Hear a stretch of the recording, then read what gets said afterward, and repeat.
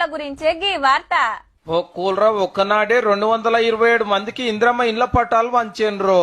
తీసుకున్నోళ్ళది ఒక సంబురం కాదు. ఇంతకిది ఏ ఊరో ఎరికేనా? యాదాద్రి జిల్లా వాసాల మర్రి. అవు అప్పట కేసీఆర్ సార్ గుత్తకొట్టినూరే. గీ ఆగవ యాదకొచ్చిందా? పెద్ద సార్ పక్క కూకుండా పెట్టుకుని మా దోస్తాన్ని గొప్పగా చెప్తే ఆమెకేంది మస్తు పైసలు ఇచ్చిండని ప్రచారం అయితే ఆఖరికి అవ్వ జిందగే ఆగమయ్యిందట. ఇల్లు కట్టిస్తా అన్నాడు. ఇల్లు కట్టేయాలి, ఇంట్లోకి వద్దొచ్చింది.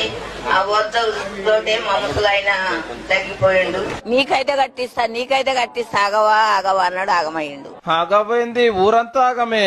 కేసీఆర్ సార్ ఫామ్ హౌస్ దగ్గర యాదగిరి గుట్టకు పోయే తొవ్వలు ఉంటది.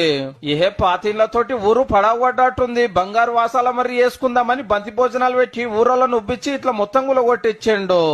మొత్తం ఊరు కూలగొడదాం. ఇక కూలగొట్టి మంచిగా ఇట్లా బాణం కొడితే చక్కగా పోయేటట్టు బ్రహ్మాండంగా రోడ్లు ఒక నెల వెనక ముందు 6-7 నెలల్లో బ్రహ్మాండం చేసుకోవచ్చు. బాణం కొడితే చక్కగా పోతాట్టు చక్కటి రోడ్ వేసుకున్నాడు గాని ఇండ్లయితే కట్టియాలి. అటెంక 2 ఏళ్లు సీఎం సీట్లున్నా ఆఫీసర్ల చుట్టూ ఎన్ని మాటలు తిరిగినా మీదికెళ్ళి ఆర్డర్ రాలేదు. మేమేం చేయాలని చేతుల మీదకి లేవట్టిండ్రు.